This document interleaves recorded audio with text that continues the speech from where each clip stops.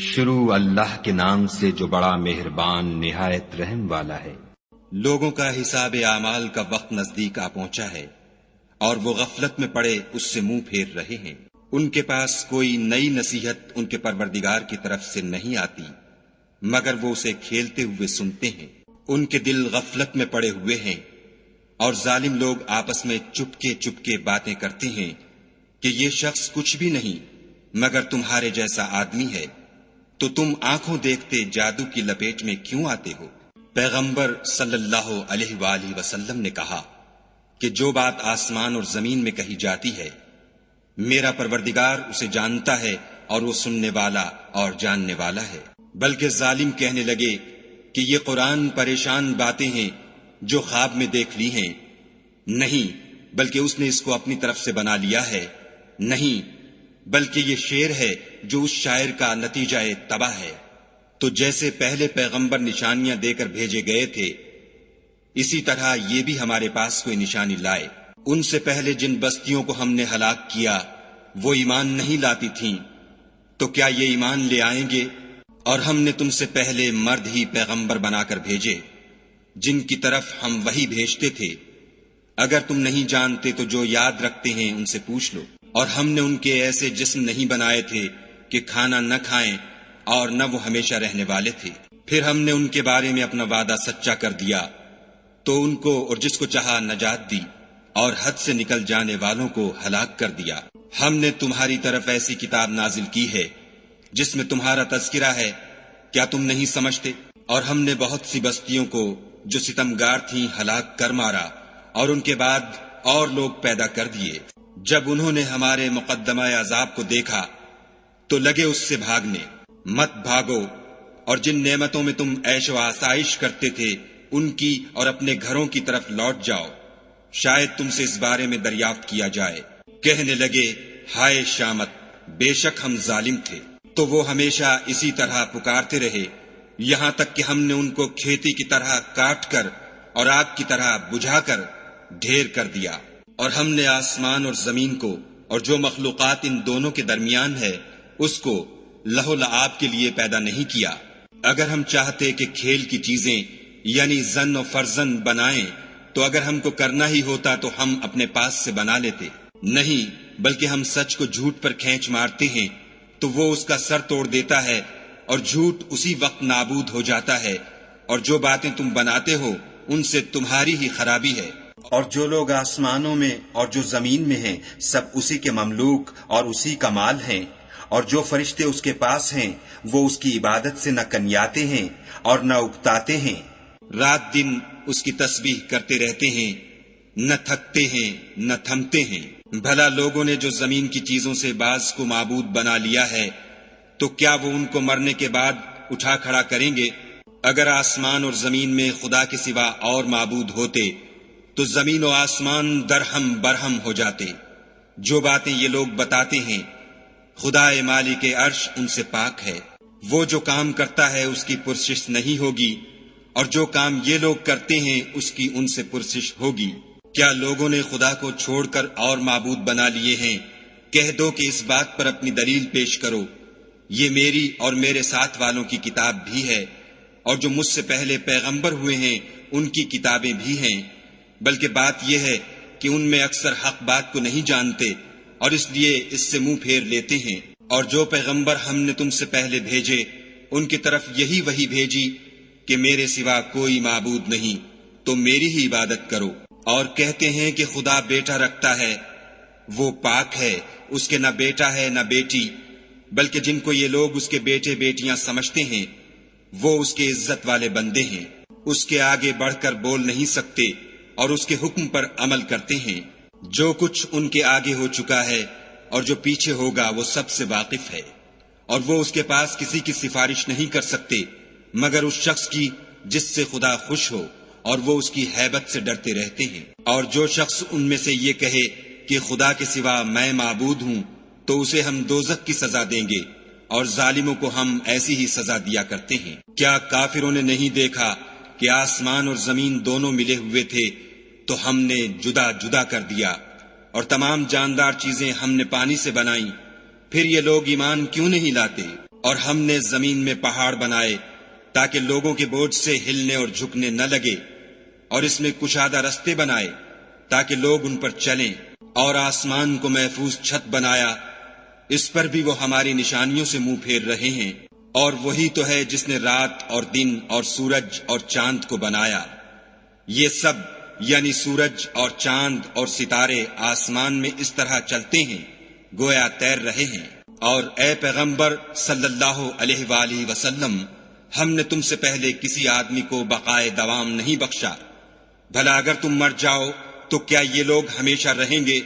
ہر متنفس کو موت کا مزہ چکھنا ہے، اور ہم تم لوگوں کو سختی اور آسودگی میں آزمائش کے طور پر مبتلا کرتے ہیں، اور تم ہماری طرف ہی لوٹ کر آؤ گے۔ اور جب کافر تم کو دیکھتے ہیں تو تم سے استہزا کرتے ہیں کہ کیا یہی شخص ہے جو تمہارے معبودوں کا ذکر برائی سے کیا کرتا ہے، حالانکہ وہ خود رحمان کے نام سے منکر ہیں۔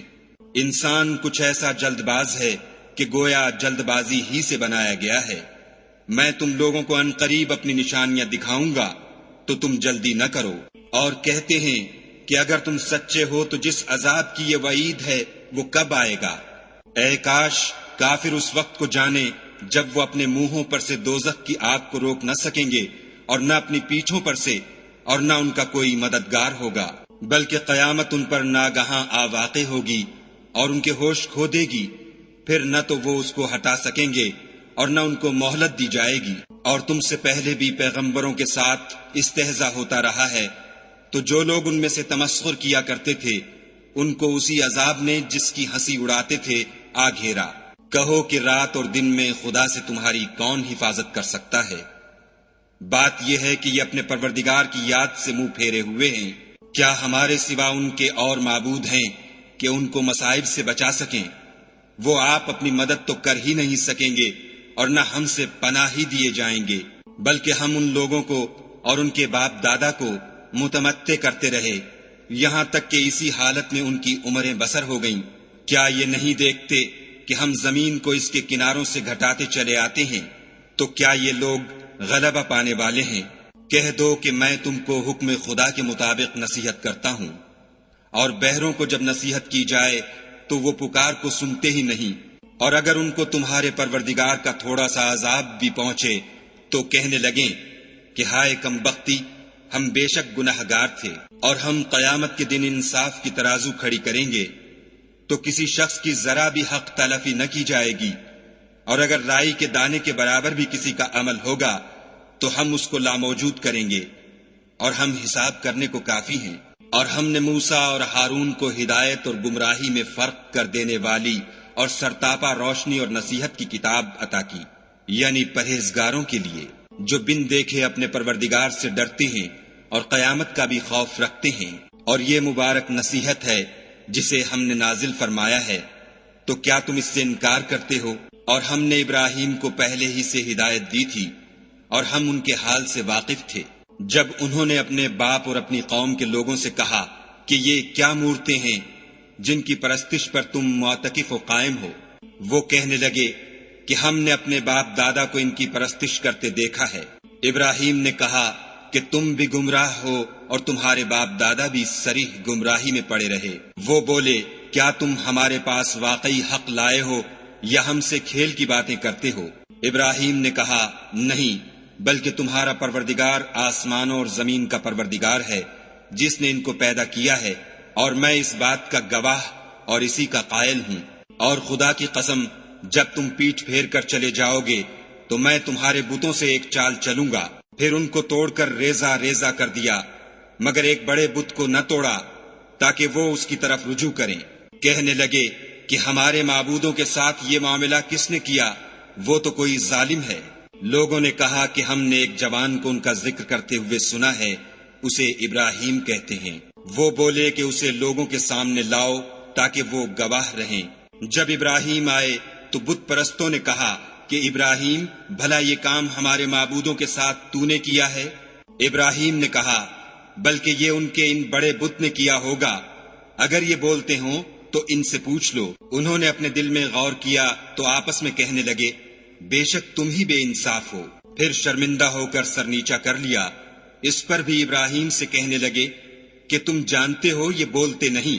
ابراہیم نے کہا کہ پھر تم خدا کو چھوڑ کر کیوں ایسی چیزوں کو پوچھتے ہو جو نہ تمہیں کچھ فائدہ دے سکیں اور نہ نقصان پہنچا سکیں؟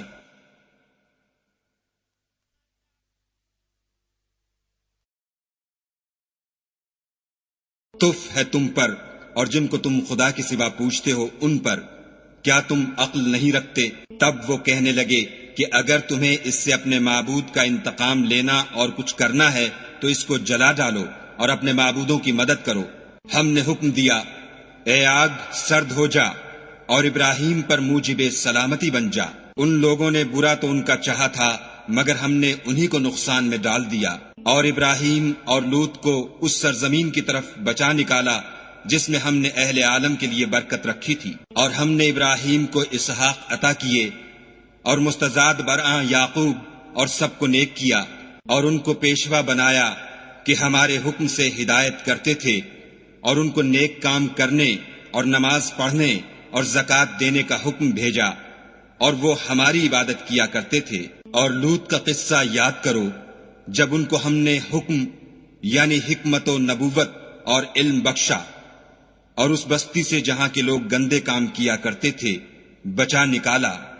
بے شک وہ برے اور بد کردار لوگ تھے، اور انہیں اپنی رحمت کے محل میں داخل کیا، کچھ شک نہیں کہ وہ نیک کرداروں میں تھے۔ اور نوح کا قصہ بھی یاد کرو جب اس سے پیشتر انہوں نے ہمیں پکارا تو ہم نے ان کی دعا قبول فرمائی، اور ان کو اور ان کے ساتھیوں کو بڑی گھبراہٹ سے نجات دی، اور جو لوگ ہماری آیتوں کی تکذیب کرتے تھے ان پر نصرت بخشی، وہ بے شک برے لوگ تھے، سو ہم نے ان سب کو غرق کر دیا۔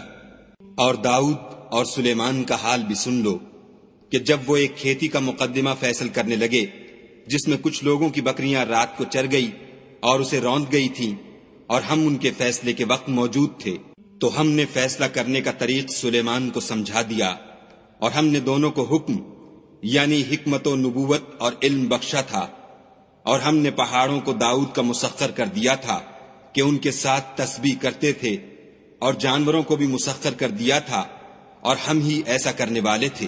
اور ہم نے تمہارے لیے ان کو ایک طرح کا لباس بنانا بھی سکھا دیا تاکہ تم کو لڑائی کے ضرر سے بچائے، پس تم کو شکر گزار ہونا چاہیے۔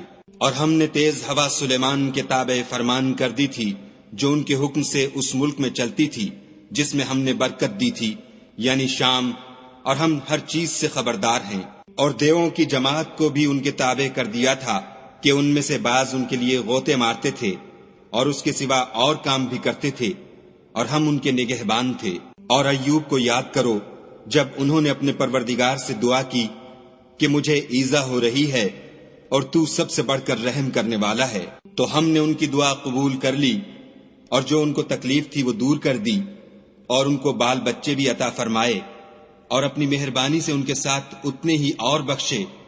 اور عبادت کرنے والوں کے لیے یہ نصیحت ہے۔ اور اسماعیل اور ادریس اور ذوالکفل کو بھی یاد کرو، یہ سب صبر کرنے والے تھے، اور ہم نے ان کو اپنی رحمت میں داخل کیا، بلا شبہ وہ نیکوکار تھے۔ اور ذوالنون کو یاد کرو جب وہ اپنی قوم سے ناراض ہو کر غصے کی حالت میں چل دیے، اور خیال کیا کہ ہم ان پر قابو نہیں پا سکیں گے، آخر اندھیرے میں خدا کو پکارنے لگے کہ تیرے سوا کوئی معبود نہیں، تو پاک ہے اور بے شک میں قصوروار ہوں۔ تو ہم نے ان کی دعا قبول کر لی اور ان کو غم سے نجات بخشی، اور ایمان والوں کو ہم اسی طرح نجات دیا کرتے ہیں۔ اور زکریا کو یاد کرو جب انہوں نے اپنے پروردگار کو پکارا کہ پروردگار مجھے اکیلا نہ چھوڑ اور تو سب سے بہتر وارث ہے، تو ہم نے ان کی پکار سن لی اور ان کو یحییٰ بخشے اور ان کی بیوی کو اولاد کے قابل بنا دیا۔ یہ لوگ لپک لپک کر نیکیاں کرتے اور ہمیں امید اور خوف سے پکارتے اور ہمارے آگے عاجزی کیا کرتے تھے۔ اور ان مریم کو بھی یاد کرو جنہوں نے اپنی عفت کو محفوظ رکھا، تو ہم نے ان میں اپنی روح پھونک دی اور ان کو اور ان کے بیٹے کو اہل عالم کے لیے نشانی بنا دیا۔ یہ تمہاری جماعت ایک ہی جماعت ہے اور میں تمہارا پروردگار ہوں، تو میری ہی عبادت کیا کرو۔ اور یہ لوگ اپنے معاملے میں باہم متفرق ہو گئے، مگر سب ہماری طرف رجوع کرنے والے ہیں۔ جو نیک کام کرے گا اور مومن بھی ہوگا تو اس کی کوشش رائے گاں نہ جائے گی، اور ہم اس کے لیے ثواب اعمال لکھ رہے ہیں۔ اور جس بستی والوں کو ہم نے ہلاک کر دیا محال ہے کہ رجوع کریں، وہ رجوع نہیں کریں گے، یہاں تک کہ یاجوج اور ماجوج کھول دیے جائیں اور وہ ہر بلندی سے دوڑ رہے ہوں، اور قیامت کا سچا وعدہ قریب آ جائے تو ناگاہ کافروں کی آنکھیں کھلی کی کھلی رہ جائیں اور کہنے لگیں کہ ہائے شامت، ہم اس حال سے غفلت میں رہے بلکہ ہم اپنے حق میں ظالم تھے۔ کافروں، اس روز تم اور جن کی تم خدا کے سوا عبادت کرتے ہو دوزخ کا ایندھن ہوں گے اور تم سب اس میں داخل ہو کر رہو گے۔ اگر یہ لوگ در حقیقت معبود ہوتے تو اس میں داخل نہ ہوتے، سب اس میں ہمیشہ جلتے رہیں گے، وہاں ان کو چلانا ہوگا اور اس میں کچھ نہ سن سکیں گے۔ جن لوگوں کے لیے ہماری طرف سے پہلے بھلائی مقرر ہو چکی ہے وہ اس سے دور رکھے جائیں گے، یہاں تک کہ اس کی آواز بھی تو نہیں سنیں گے، اور جو کچھ ان کا جی چاہے گا اس میں یعنی ہر طرح کے عیش اور لطف میں ہمیشہ رہیں گے۔ ان کو اس دن کا بڑا بھاری خوف غمگین نہیں کرے گا، اور فرشتے ان کو لینے آئیں گے اور کہیں گے کہ یہی وہ دن ہے جس کا تم سے وعدہ کیا جاتا تھا، جس دن ہم آسمان کو اس طرح لپیٹ لیں گے جیسے خطوں کا تومار لپیٹ لیتے ہیں۔ جس طرح ہم نے کائنات کو پہلے پیدا کیا تھا اسی طرح دوبارہ پیدا کر دیں گے، یہ وعدہ ہے جس کا پورا کرنا لازم ہے، ہم ایسا ضرور کرنے والے ہیں۔ اور ہم نے نصیحت کی کتاب یعنی تورات کے بعد زبور میں لکھ دیا تھا کہ میرے نیکوکار بندے ملک کے وارث ہوں گے، عبادت کرنے والے لوگوں کے لیے اس میں خدا کے حکموں کی تبلیغ ہے۔ اور اے محمد صلی اللہ علیہ وآلہ وسلم، ہم نے تم کو تمام جہان کے لیے رحمت بنا کر بھیجا ہے۔ کہہ دو کہ مجھ پر خدا کی طرف سے یہ وحی آتی ہے کہ تم سب کا معبود خدا واحد ہے، تو تم کو چاہیے کہ فرما بردار ہو جاؤ۔ اگر یہ لوگ منہ پھیریں تو کہہ دو کہ میں نے تم سب کو یکساں احکام الہی سے آگاہ کر دیا ہے، اور مجھ کو معلوم نہیں کہ جس چیز کا تم سے وعدہ کیا جاتا ہے وہ ان قریب آنے والی ہے یا اس کا وقت دور ہے۔ جو بات پکار کر کی جائے وہ اسے بھی جانتا ہے، اور جو تم پوشیدہ کرتے ہو اس سے بھی واقف ہے، اور میں نہیں جانتا، شاید وہ تمہارے لیے آزمائش ہو اور ایک مدت تک تم اس سے فائدہ اٹھاتے رہو۔ پیغمبر صلی اللہ علیہ وآلہ وسلم نے کہا کہ اے میرے پروردگار، حق کے ساتھ فیصلہ کر دے، اور ہمارا پروردگار بڑا مہربان ہے، اسی سے ان باتوں میں جو تم بیان کرتے ہو مدد مانگی جاتی ہے۔